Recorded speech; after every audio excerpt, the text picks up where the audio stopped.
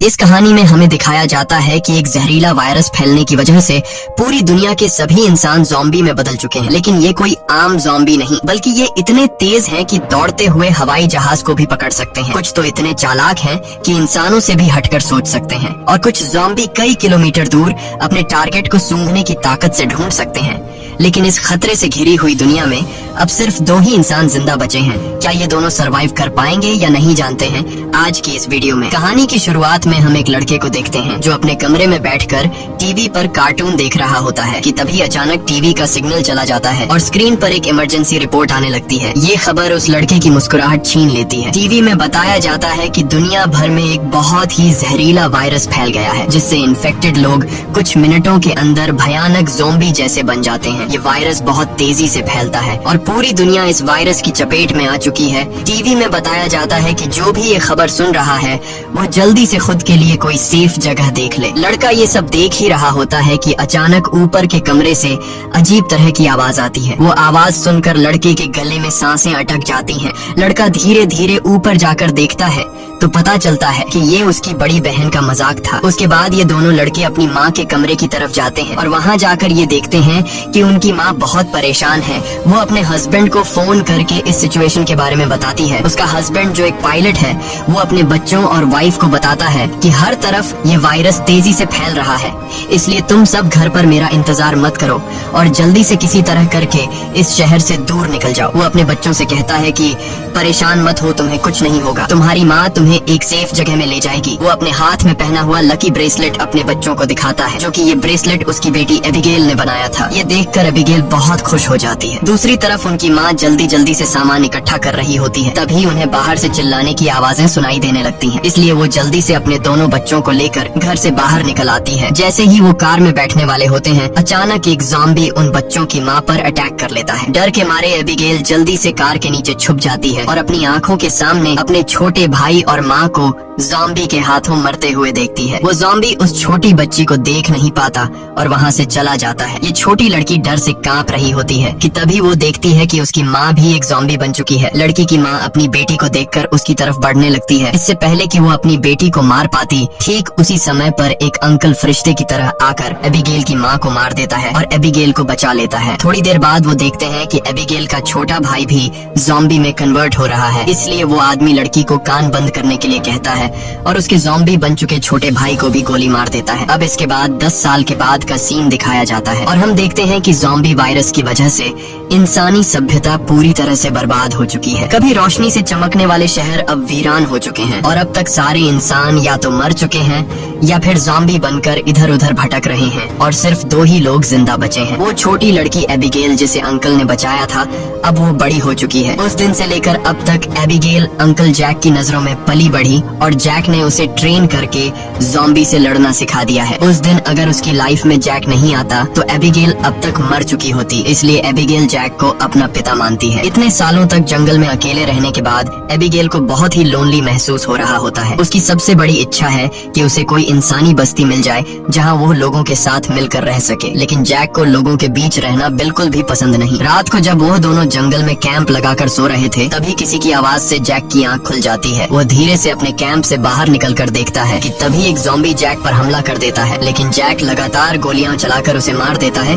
और एबिगेल भी वहाँ पर पहुँच जाती है। इन दोनों को पिछले 10 सालों से जंगल में ज़ॉम्बीज का शिकार करते हुए इतना एक्सपीरियंस तो हो गया था कि ज़ॉम्बी झुंड बनाकर एक साथ मिलकर रहते हैं। वह समझ जाते हैं कि आसपास और भी जरूर ज़ॉम्बीज होंगे, इसलिए वो जल्दी यहाँ से निकलने की तैयारी करने लगते हैं और घोड़े पर बैठकर निकल जाते हैं। तभी रास्ते में उनके घोड़े हिनहिनाने लगते हैं। जैक समझ जाता है कि खतरा नजदीक है। दोनों चारों तरफ देखते हैं तो दूर एक जीप ज़ॉम्बी से गिरी हुई दिखाई देती है, जहाँ एक नॉर्मल इंसान खुद को ज़ॉम्बी से बचा रहा था। अब वैसे भी दुनिया में इंसान बहुत ही कम बचे थे, इसलिए अब इन दोनों को हर हाल में उस आदमी को ज़ॉम्बी से बचाना था। जैक एबिगेल के निशाने का टेस्ट भी लेना चाहता था, इसीलिए वो एबिगेल से कहता है कि तुम इस आदमी को बचाओगी ताकि पता चले कि वह पूरी तरह से ट्रेन हो चुकी है या नहीं। जैक उसे कहता है कि सुकून से टारगेट को निशाने पर करो और फिर उसे शूट कर दो। लेकिन एबिगेल जल्दबाजी में गोली चला लेती है, जिससे वो गोली बीमारी ज़ॉम्बी के साथ साथ उस सर्वाइवर को भी लग जाती है। यह देखकर जैक एबिगेल पर काफी गुस्सा करता है, जिसके बाद वो दोनों इंसान के पास जाते हैं। वो देखते हैं कि यह आदमी अब बच नहीं सकता, इसलिए जैक उसे खुद ही मार देता है ताकि अगर उसे ज़ॉम्बी ने काटा हो तो वो दोबारा जिंदा न हो जाए और हमारे लिए खतरा न बने। उसके बाद वो दोनों उस मरे हुए आदमी की कार से जरूरत की सारी चीजें लेने लगते हैं। जैक मरे हुए आदमी के जूते ले लेता है और जैसे ही वह उन जूतों को पहनता है तभी वहाँ मरे हुए आदमी के और साथी भी आ जाते हैं और बहुत सारे हथियार बंद लोग उन्हें घेर लेते हैं। एक बंदा जब मरे हुए इंसान के जूतों को जैक के पैरों में देखता है तो उन्हें शक होने लगता है कि उन्होंने सामान लूटने के लिए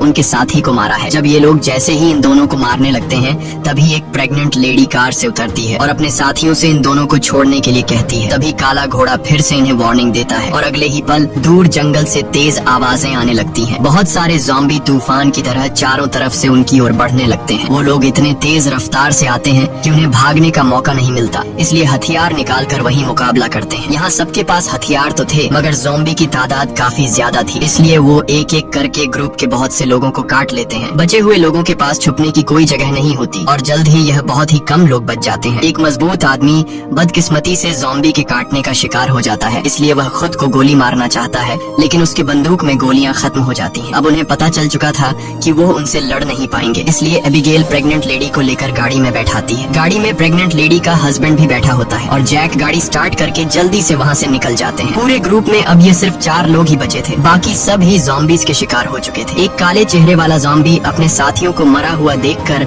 बहुत ज्यादा गुस्सा हो जाता है। उधर ये चारों ज़ॉम्बीज से जान छुड़ाकर गाड़ी में सफर कर रहे होते हैं। रास्ते में जैक पीछे बैठी लेडी से पूछता है कि तुम हो कौन और यहाँ क्या कर रहे थे। पूछने पर पता चलता है कि यह बचे हुए लोग शिप टाउन नाम की जगह पर जाना चाहते थे जहाँ पर सेफली इंसान रहते हैं। वहाँ जरूरत की तमाम फैसिलिटीज हैं और हम सब वहाँ जाकर एक नॉर्मल जिंदगी गुजारना चाहते थे। ये सुनकर एबिगेल बहुत खुश होती है क्योंकि यही तो वो जगह है जहाँ वह हमेशा से जाना चाहती थी। जिस पर जैक ने कहा कि यहाँ पर कोई भी ऐसी कॉलोनी वगैरह नहीं है, मैं पिछले 10 सालों से यहाँ वहाँ भटक रहा हूँ, मुझे तो कोई ऐसी कॉलोनी नहीं दिखाई दी। तभी अचानक बीच रास्ते में उनकी गाड़ी खराब हो जाती है। इस दौरान प्रेग्नेंट लेडी का हस्बैंड बाहर निकलता है जिसका नाम डेविड है। वह उनसे कहता है कि मैं एक मैकेनिक हूँ और मैं इसे ठीक कर सकता हूँ, लेकिन औजार न होने की वजह से गाड़ी ठीक नहीं हो पाती, इसीलिए यह लोग गाड़ी को यहीं पर छोड़कर पैदल सफर करने लगते हैं। कई किलोमीटर सफर करने के बाद वह लोग एक वीरान सोसाइटी में पहुँच जाते हैं। यहाँ ऊंची इमारतें अभी भी खड़ी हैं लेकिन हर तरफ मौत की शांति छाई हुई है। ये लोग सबसे पहले इस जगह की अच्छी तरह से जांच भी करते हैं। जब उन्हें कोई खतरा महसूस नहीं होता तो यह लोग रात यहाँ गुजारने का फैसला करते हैं। रात को वह लोग आग जलाकर खाना पकाते हैं। एबिगेल शिप टाउन नाम के उस जगह पर जाने के लिए बहुत बेताब थी। वह उस प्रेग्नेंट औरत से उस जगह के बारे में बातचीत करने लगती है। प्रेग्नेंट औरत उससे बताती है कि हमारा पहले से उस शिप टाउन में रहने वाले लोगों के साथ रेडियो पर कांटेक्ट हो चुका है। वह एक बहुत ही खूबसूरत जगह है जहां हम आजादी से रह सकते हैं। ये बातें सुनकर एबिगेल की आंखों में चमक उठी। दूसरी तरफ जैक बाहर चारों ओर जाल बिछा देता है ताकि अगर वह लोग सो भी जाए तो खतरा करीब होने पर फौरन पता चले। जैक अंदर आकर एक मैप निकालता है और सबको समझाता है कि वो मेगन और डेविड को कुछ दूर तक पहुंचाएगा और उसके बाद दोनों अलग अलग रास्ते पर चले जाएंगे। लेकिन एबिगेल जैक के इस फैसले से खुश नहीं थी। वह जैक के पास जाकर उससे बहस करती है कि डेविड अपनी प्रेग्नेंट वाइफ को उस जगह तक सेफली नहीं पहुंचा पाएगा, इसलिए हमें उनके साथ चलना चाहिए। जैक कहता है हमें समझदारी से काम लेना चाहिए। देखो, जहाँ लोग ज्यादा होते हैं वहाँ पर खतरा भी ज्यादा होता है। लेकिन एबिगेल जैक के इस फैसले से नाराज होकर चली जाती है। हालांकि दोनों को ये नहीं पता होता कि वह काले चेहरे वाला ज़ॉम्बी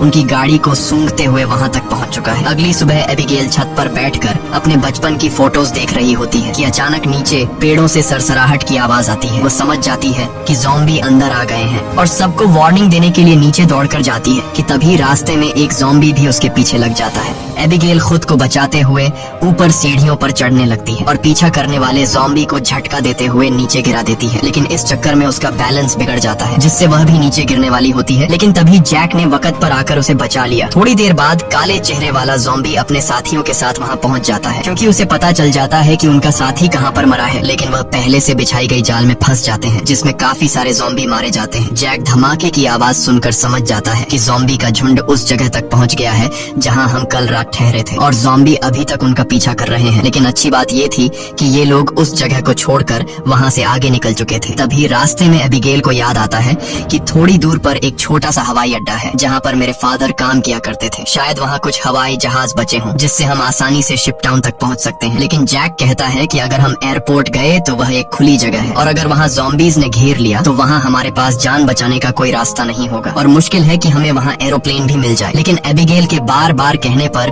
वह वहाँ जाने के लिए मान जाता है, जिसके बाद ये लोग एयरपोर्ट आ गए। लेकिन यहाँ पर कोई भी एरोप्लेन नहीं था। जैक कहता है, देखा, मैंने कहा था यहाँ पर कोई भी एरोप्लेन नहीं होगा। लेकिन जब वह लोग वहाँ पर एक छोटे से गराज में पहुँचते हैं तो गराज का दरवाजा खोलते ही लकीली वहाँ उन्हें एक छोटा एरोप्लेन मिल जाता है। ये देखकर ये लोग बहुत खुश हो जाते हैं क्योंकि अब उनका शिप टाउन तक पहुँचने का रास्ता आसान हो गया। लेकिन ये हवाई जहाज बहुत दिनों से इस्तेमाल नहीं हुआ था, इसलिए मैकेनिक डेविड कहता है कि उसे ठीक करने की जरूरत है। ज्यादा नहीं, मैं उसे 10 से 15 मिनट के अंदर ठीक कर दूंगा। जब तक डेविड एरोप्लेन को ठीक करता तब तक जैक और एबिगेल एयरपोर्ट में कुछ काम की चीजें ढूंढने लग जाते हैं। तभी डेविड दूरबीन से देखता है कि दूर से बहुत सारे ज़ॉम्बीज आ रहे हैं जो बहुत जल्द एरोप्लेन तक पहुंच जाएंगे। वह लोग दौड़ कर आते हैं और उन दोनों को वार्न करते हैं कि हमें जल्दी से एरोप्लेन को स्टार्ट करना होगा, नहीं तो ज़ॉम्बी यहाँ पहुंचकर हमें मार देंगे। एबिगेल जल्दी से पायलट की सीट पर बैठ जाती है, वहाँ पर मौजूद बुक्स को रीड करती है। उसके फादर पायलट थे, इसलिए उसने अपने फादर से एयरप्लेन को कंट्रोल करने की थोड़ी बहुत जानकारी सीखी थी। और जैक ज़ॉम्बीज को शूट करके उन्हें रोकने की कोशिश करता है। एबिगेल जैसे तैसे करके एरोप्लेन को स्टार्ट कर लेती है, लेकिन तब तक बहुत देर हो चुकी थी। वहाँ बहुत सारे ज़ॉम्बी रनवे तक पहुँच जाते हैं। उनकी रफ्तार काफी तेज थी और उनमें से एक ज़ॉम्बी एरोप्लेन के दरवाजे तक पहुँच भी जाता है। लेकिन जैक उसे गोली मारकर एरोप्लेन को उसे छुड़ा लेता है और एबिगेल जहाज के कंट्रोल को समझ जाती है। इस तरह से ये लोग जहाज को टेक ऑफ कर लेते हैं। हवाई जहाज में बैठे सभी लोग बहुत खुश हैं क्योंकि वो जल्द ही सीधे शिप टाउन पहुंच जाएंगे। लेकिन ये खुशी थोड़ी ही देर की मेहमान थी। जैसे ही ये लोग थोड़ा सा आगे गए तो अचानक जहाज के इंजन में से धुआं निकलने लगा क्योंकि ये जहाज पिछले 10 सालों से हवा में सफर नहीं कर पाया था, इसीलिए इसका इंजन ब्लास्ट हो जाता है और प्लेन नीचे की तरफ जाने लगा। जैक समझदारी से काम लेते हुए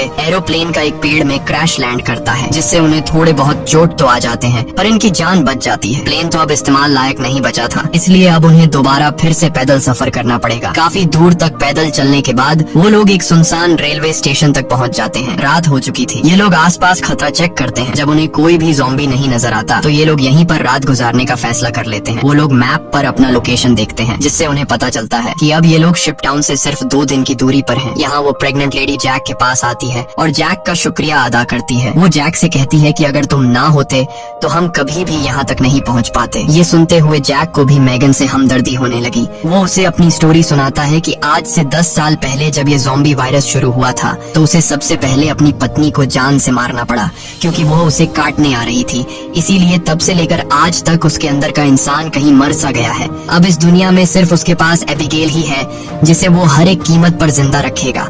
और जैक मेगन से ये भी कहता है कि अब उसका इरादा बदल चुका है। मैं अब सबसे पहले तुम्हें शिप टाउन तक पहुंचाऊंगा, जिसे सुनकर मेगन बहुत खुश हो जाती है। दूसरी तरफ हम देखते हैं कि मेगन का हस्बैंड डेविड अपने सर पर गन रखकर खुद को मारने की कोशिश करता है। दरअसल उसके पैर में एक ज़ॉम्बी ने काट लिया था, लेकिन अभी तक डेविड ज़ॉम्बी नहीं बना था क्योंकि वो घाव बहुत ही छोटी है, इसीलिए उसके ज़ॉम्बी बनने की रफ्तार काफी स्लो चल रही है। अब उसने फैसला किया कि वो अपनी पत्नी मेगन को इस शिप टाउन तक पहुंचाकर खुद को उससे दूर कर लेगा। अगली सुबह ये चारों फिर से अपना सफर जारी रखते हैं। तब रास्ते में जैक को डेविड की हरकतें कुछ अजीब लगने लगती हैं। जैक समझ गया कि ये इन्फेक्टेड है, इसीलिए वो उसे पकड़कर एक खाली जगह में ले जाता है जहां उसकी वाइफ और एबिगेल नजर नहीं आती। वो डेविड की पैंट को ऊपर करता है और उसे ज़ॉम्बी का काटा हुआ निशान नजर आ जाता है। अब जैक को ये बात कंफर्म हो चुकी थी कि डेविड जल्द ज़ॉम्बी बनने वाला है। जैक उससे कहता है कि बताओ तुम खुद से मरना पसंद करोगे या फिर मैं मारूं? डेविड कहता है मैं किसी को नुकसान नहीं पहुंचाऊंगा और अगर ऐसी नौबत आ भी गई तो मैं खुद को ही मार दूंगा। इसीलिए वो डेविड को छोड़ देता है। चलते चलते रात हो जाती है और आगे उन्हें एक घर दिखाई देता है। जैक बंदूक तान कर आगे बढ़ने लगता है। तभी अचानक एक तेज लाइट चमकती है और उन्हें स्पीकर के जरिए से कहा जाता है कि अपनी वेपन्स नीचे रख दो वरना गोलियों से छलनी कर दिया जाओगे। अब उन्हें पता चल जाता है कि अंदर कोई इंसान ही है। एबिगेल आगे बढ़ती है और कहती है कि हमारा यहाँ आने का मकसद किसी को नुकसान पहुँचाना बिल्कुल भी नहीं है, बस हमें मदद चाहिए। तभी उस घर का मालिक बाहर आता है। वो कहता है कि तुम लोगों को यहाँ ढेर सारा खाना और रात गुजारने दिया जाएगा, मगर एक शर्त पर, तुम सबको अपनी बंदूकें बाहर ही छोड़नी होंगी। जब ये लोग अपने वेपन्स बाहर छोड़ देते हैं तो वो आदमी उन्हें घर के अंदर ले जाता है। ये आदमी सबको घर के अंदर वेलकम करते हुए बताता है कि मैं एक साइंटिस्ट हूँ, मैं यहाँ पर अकेला रहता हूँ, अगर मैं चाहता तो यहाँ से जा सकता था, लेकिन ऐसी जगहों पर मुझे रिसर्च करने में आसानी होती है। यहाँ वो इन सबको बहुत अच्छा खाना देता है जिसे वो सब देखकर हैरान रह जाते हैं, क्योंकि ऐसा खाना उन्होंने काफी लंबे अरसे से नहीं खाया था। वो लोग खाने पर टूट पड़ते हैं। खाना खाने के बाद वो साइंटिस्ट इन लोगों के लिए ड्रिंक्स भी लाता है। वो सब बहुत खुश थे क्योंकि इतने दिनों बाद सबको आराम से बैठकर बातें करने का मौका मिलता है। लेकिन साइंटिस्ट की बातें सुनते हुए उन्हें कुछ अजीब लगता है। साइंटिस्ट कहता है कि देखो, ये जो वायरस फैला है वैसे तो ये बहुत बुरी चीज है, लेकिन दूसरी तरफ इससे इंसान अपग्रेड भी हुए हैं, जैसे कि कमजोर इंसान खत्म हो जाएंगे और जो ताकतवर होगा वो जॉम्बी बनकर जिंदा रहेगा। वो कहता है कि जॉम्बी सिर्फ खाने के लिए जीते हैं ना कि तरक्की के लिए, इसलिए जॉम्बीज को दुनिया पर राज करना चाहिए। ये सुनकर उन चारों को बहुत ही अजीब लगने लगता है। तभी डेविड को अपनी तबीयत ज्यादा खराब लगती है और वो बाथरूम में जाता है। बाथरूम जाकर वो शीशे में देखता है कि उसके बॉडी में वायरस पूरी तरह से फैल चुका होता है। जब डेविड वापस हॉल में आता है तो देखता है कि जैक और बाकी लोग बेहोश पड़े हैं। दरअसल साइंटिस्ट ने शराब में बेहोशी की दवा मिला दी थी। ये देखकर डेविड साइंटिस्ट पर हमला करने लगता है कि तभी साइंटिस्ट अपने हाथ में पकड़े हुए एक डिवाइस का बटन दबा देता है। डेविड को अचानक बहुत कमजोरी महसूस होती है और वो जमीन पर गिर जाता है। साइंटिस्ट कहता है कि इस डिवाइस को मैंने सालों की मेहनत के बाद बनाया है, जिससे मैं दुनिया के किसी भी कोने में जा सकता हूँ और इस डिवाइस की मदद से जॉम्बी मेरा कुछ भी नहीं बिगाड़ सकते। साइंटिस्ट ने एक ऐसा डिवाइस बना लिया था जिससे वो जॉम्बीज को कंट्रोल कर सकता था, यानी कि अब वो पूरी दुनिया का राजा बनकर सबको अपने इशारों पर नचवाएगा। उसके बाद डेविड बेहोश हो जाता है और जब डेविड को दोबारा होश आता है तो वो देखता है कि उसे और उसके साथियों को बांध दिया गया है और अब साइंटिस्ट उन चारों पर एक्सपेरिमेंट करने वाला है। ये सब करने के बाद साइंटिस्ट कहता है कि क्या तुम लोग मेरी वाइफ से मिलना चाहोगे। उसके बाद हम साइंटिस्ट की वाइफ को देखते हैं जो कि एक ज़ॉम्बी थी और साइंटिस्ट ने उसे पिंजरे में बंद कर रखा था और वो इंसानों को पकड़कर उसे खिलाता था। ये डिवाइस भी साइंटिस्ट ने अपनी बीवी पर एक्सपेरिमेंट करके बनाई थी। साइंटिस्ट जब पिंजरे का दरवाजा खोलता है तो उसकी वाइफ सबसे पहले उसी पर अटैक करने लगती है, लेकिन साइंटिस्ट उसे कंट्रोल करके उन चारों की तरफ भेज देता है। वो जैक पर हमला कर देती है, लेकिन वो उसे लात मारकर पीछे धकेल देता है। लेकिन तभी डेविड वायरस की ताकत से रस्सी तोड़ देता है और अपने बाकी साथियों को भी छुड़ा देता है। घर का मालिक खतरा भांपकर तुरंत भाग जाता है। उसके बाद वो चारों भी अपना सामान लेकर जल्दी से बाहर निकल आते हैं। लकीली बाहर उन्हें साइंटिस्ट की गाड़ी मिलती है और ये चारों उसी में बैठकर जंगल की तरफ निकल जाते हैं। लेकिन साइंटिस्ट हार नहीं मानने वाला था। वो अपने डिवाइस के जरिए जॉम्बी के झुंड को कंट्रोल करके उनका पीछा करवाता है। जैक गाड़ी की स्पीड को बढ़ाकर जॉम्बीज को काफी पीछे छोड़ देता है, लेकिन आगे का रास्ता बंद था। अब उनके पास पैदल जाने के अलावा और कोई चारा नहीं है। थोड़ा सा आगे पैदल चलने के बाद जॉम्बी दोबारा उन तक पहुंच जाते हैं। डेविड जान जाता है कि उसके पास ज्यादा वक्त नहीं है, वो कुछ ही देर बाद जॉम्बी बन जाएगा, इसलिए वो उन लोगों से आगे बढ़ने को कहता है और खुद पीछे रहकर जॉम्बी को रोकने का फैसला करता है। लेकिन उसकी वाइफ उसे जाने नहीं देना चाहती थी, जिस पर डेविड कहता है कि तुम्हें हमारे बच्चे के लिए जिंदा रहना होगा और ये सब मैं अपने आने वाले बच्चे के लिए कर रहा हूँ। उसके बाद डेविड जॉम्बी से लड़ पड़ा और बड़ी बहादुरी से उनका सामना करने लगा। काफी देर तक वो जॉम्बी उसको रोक लेता है और उसके साथी जॉम्बी से काफी दूर चले जाते हैं, लेकिन तभी एक जॉम्बी आकर डेविड को मार देता है। जैक मेगन को गोद में लेकर आगे की तरफ बढ़ता है और फाइनली ये लोग उस जगह तक पहुंच जाते हैं जहां पर इंसानों की बस्ती थी। एबिगेल मदद मांगने के लिए चिल्लाने लगती है क्योंकि उनके पीछे बहुत सारे जॉम्बी थे। ऊपर टावर पर बैठे 2 पहरेदारों ने उन्हें देख लिया और वो अब स्नाइपर से जॉम्बीज को शूट करके उन्हें कवर देने लगे। जल्द ही उन लोगों के लिए एक बोट भी भेजी जाती है और ये तीनों उस बोट में बैठकर शिप टाउन के अंदर पहुंच जाते हैं। काले चेहरे वाला जॉम्बी अपने साथियों को आगे बढ़ने से रोकता है क्योंकि आगे पानी का रास्ता है और वो उसे पार नहीं कर सकते थे। दूसरी तरफ मेगन की डिलीवरी होने वाली थी और उसे तुरंत इलाज की जरूरत थी। अच्छी बात यह है कि यहाँ डॉक्टर और हॉस्पिटल की फैसिलिटी भी मौजूद थी। अगली सुबह हम देखते हैं कि इस जगह को कई बड़े जहाजों से जोड़कर एक टाउन बनाया गया है जिसके चारों तरफ पानी है। जैक एबिगेल से कहता है कि अब हमें यहाँ से जाना चाहिए, लेकिन एबिगेल ने यहीं रहने का फैसला कर लिया है। उसे लोगों के बीच रहने में बहुत मजा आ रहा है। इसी बात पर दोनों में बहुत झगड़ा होता है। तभी एक डॉक्टर आती है और बताती है कि मेगन ने एक बेटी को जन्म दिया है, लेकिन खून ज्यादा बहने की वजह से वो शायद ज्यादा दिन नहीं जी पाएगी। ये सुनकर जैक का मन उदास हो जाता है। वह जल्दी से हॉस्पिटल के कमरे में जाता है। मेगन बहुत कमजोर हो चुकी है और वह अपनी बेटी को जैक के हवाले करना चाहती है और वह चाहती है कि वह भी एबिगेल की तरह बड़ी हो। जैक को अपनी मरी हुई वाइफ की याद आती है और मेगन की बेटी को अपने पास रखने के लिए तैयार हो जाता है। इधर एबिगेल एक हैंडसम लड़के के साथ एंजॉय कर रही होती है। उसने कभी सोचा भी नहीं था कि इतने सारे लोग एक साथ बैठकर शराब पी सकते हैं और खूबसूरत संगीत पर जमकर नाच गा सकते हैं, इसलिए उसका यहीं रुकने का इरादा और भी पक्का हो जाता है। थोड़ी देर बाद एबिगेल उस हैंडसम लड़के को चुपके से एक कैबिन में जाते हुए देख लेती है। उसे देखकर वह भी अंदर चली जाती है। वहाँ पहुंचकर वह देखती है कि ये कैबिन पूरी तरह से तारों और बमों से भरा हुआ है। वहाँ एक वायरलेस स्विच भी लटका हुआ होता है। जैसे ही वह उस स्विच को टच करती है तभी वह लड़का भाग कर आता है और बताता है कि उन्होंने शिप टाउन के नीचे बम लगाए हैं। अगर कभी ये जगह खतरे में पड़ती है तो लोग उस रास्ते से भाग जाएंगे और बाहर से इस जगह को उड़ा देंगे। लेकिन दोनों को बिल्कुल भी अंदाजा नहीं होता कि ये दिन इतनी कितनी जल्दी आ जाएगा। वह साइंटिस्ट गुस्से में वहाँ तक भी पहुँच जाता है। वो देखता है कि इन लोगों ने बहुत सारे ज़ॉम्बीज़ को मार दिया है जिनके सहारे वह इस दुनिया पर राज करना चाहता है। वह अपने कंट्रोल डिवाइस के जरिए उस काले चेहरे वाले ज़ॉम्बी राजा को अपने कंट्रोल में कर लेता है। साइंटिस्ट की मदद मिलने के बाद शिप टाउन के नीचे का पानी अब उन्हें नहीं बचा सकता था। बहुत सारे ज़ॉम्बी पानी के नीचे से उन शिप्स पर पहुंच जाते हैं और लोगों पर अचानक अटैक कर लेते हैं, जिनमें से बहुत से लोग मारे जाते हैं। लोगों के बीच हलचल मच जाती है। इधर जैक को भी इस बात का पता चल जाता है कि ज़ॉम्बीज़ ने अटैक कर लिया है। जैक को एबिगेल की चिंता होने लगती है और वह उसे ढूंढने लग जाता है। वह ज़ॉम्बीज़ को मारते हुए आगे बढ़ता है और आखिरकार वह एबिगेल को ढूंढ लेता है। दूसरी तरफ सन की साइंटिस्ट भी शिप पर पहुंच जाता है और एबिगेल को पंच मारकर नीचे गिरा देता है। ये देखकर जैक गुस्से में आकर साइंटिस्ट की तरफ दौड़ने लगता है कि तभी एक ज़ॉम्बी बीच में आकर उससे धक्का देकर नीचे टैंक में फेंक देता है और वहाँ वह साइंटिस्ट भी पहुंच जाता है और जैक से बदला लेना चाहता है। वह जैक को लात मारकर गिरा देता है, लेकिन जैक को पता था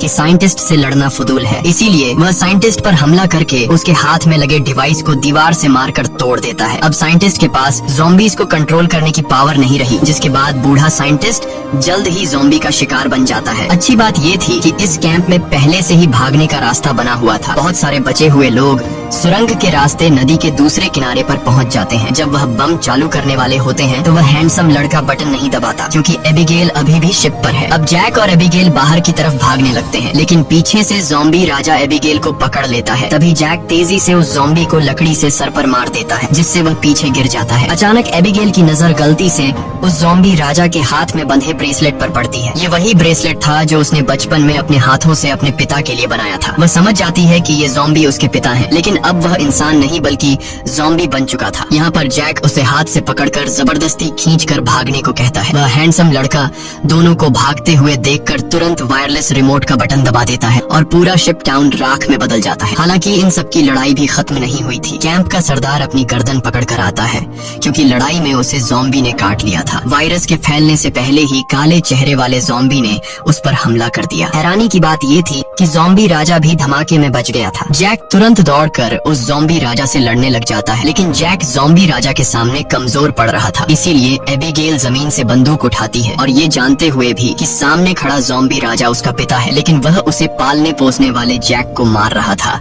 इसलिए एबिगेल बिना सोचे समझे उस काले चेहरे वाले ज़ॉम्बी राजा को गोली मार देती है, क्योंकि अगर वह उसे गोली नहीं मारती तो वो ज़ॉम्बी राजा वहाँ पर मौजूद सब लोगों को मार देता। उसके बाद जैक और एबिगेल गले लगते हैं और अब जैक, एबिगेल और बचे हुए लोग दूर समुद्र में एक सुनसान द्वीप की तरफ देखते हैं और वहीं एक नई इंसानी बस्ती बसाने का फैसला करते हैं। इसी के साथ ये कहानी खत्म हो जाती है। अगर वीडियो आपको अच्छी लगी हो तो हमारे चैनल को सब्सक्राइब और वीडियो को लाइक जरूर कीजिएगा।